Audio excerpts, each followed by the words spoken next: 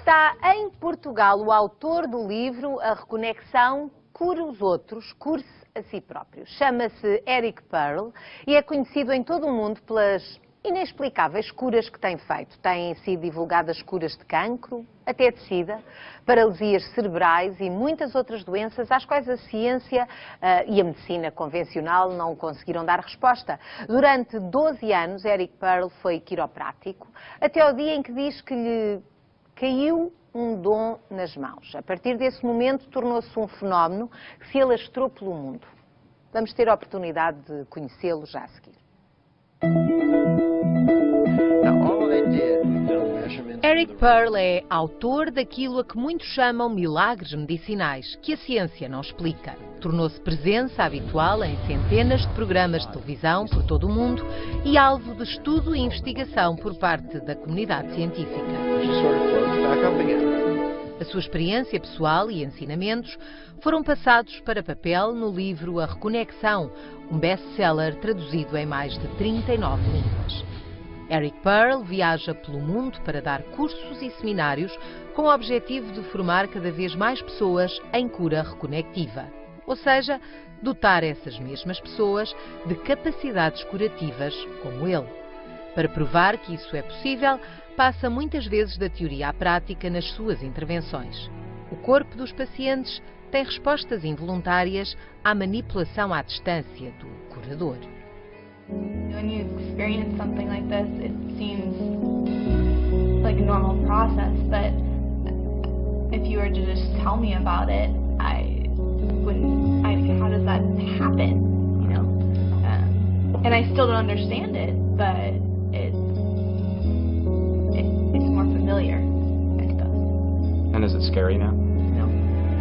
Eric Pearl não foge ao desafio de mostrar em direto as suas capacidades. Foram muitas as curas que aconteceram frente às câmaras. Como no caso de Linda, diz que durante 10 anos sofreu de dores crónicas no ombro e falta de mobilidade.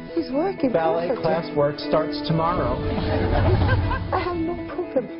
Very well. Well, thank you for being a volunteer.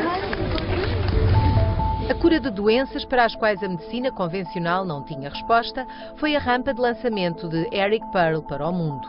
Com casos como o de Dmitri, de 5 anos, nasceu com uma paralisia cerebral que o impedia de andar pelos próprios pés. When Dmitri was born, the doctors told us he might never be able to walk, never be independent, that he would have, since this was a chronic disease, certain damage to his health that he might never recover from. Alguém falou a esta mãe de Eric Pearl. Ela viu como uma luz ao fundo do túnel. Uma luz que trouxe uma cura que não esperavam.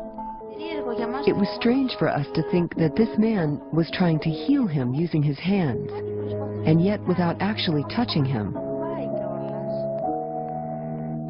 He got up after 4 minutes and was not just walking, he was jumping and he was running. It was a huge surprise and a great joy for us. But at the same time, we were left wondering, how does this all work? So fast, so directly, and so effectively. He was walking properly, not standing on his tiptoes, and there was no need for anyone to help him climb the stairs, which was what usually happened. O fenómeno alastrou-se pelo mundo e tem cada vez mais seguidores em Portugal. Ora, Eric Pearl está neste momento em Portugal e aceitou dar em exclusivo uma entrevista ao Boa Tarde. Vamos conhecer a história, um pouco da história do quiroprático que passou a curar pessoas de uma forma inesperada e invulgar. Hello, Eric. What is reconnective healing, reconnection? Reconnective healing is what many people consider to be a new form of healing that may well be here on the planet for the first time. According to the scientists, it takes us beyond energy and energy healing, Reiki, Qigong, etc., and brings us into a spectrum of energy, light, and information. But what I feel it really tends to do is that it reconnects us with our original fullness of the essence, the spirit, the truth. that we all are, what many people report they experience in between lifetimes when we return to that light we all come from, that we all return to.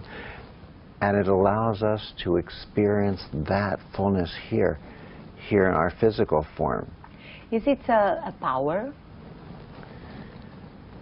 If we don't misuse the word, yes, meaning it's our own internal power. It's us accessing our own true innate power, our own gift. And when we experience this, what we really access is a more multidimensional awareness. And this multidimensional awareness, since we go where our attention goes, means we exist more multidimensionally. So just one tiny, tiny, tiny gift of this are the physical healings that take place. The reason that there's so much research around reconnective healing is because the healings tend to be fairly instantaneous, and they tend to be life-lasting.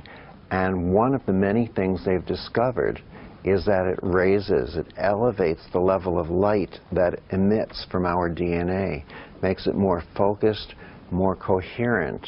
And they feel that by raising this level of light, this is part of how we can understand the healings to be so immediate. What gave you that certain that something is happening? I was awakened in the middle of the night by a bright light. I opened my eyes to see what it was. It wasn't anything seemingly spiritual or metaphysical. It was just the lamp next to my bed. For some reason it turned itself on. But I felt very strongly as if there was somebody in my house.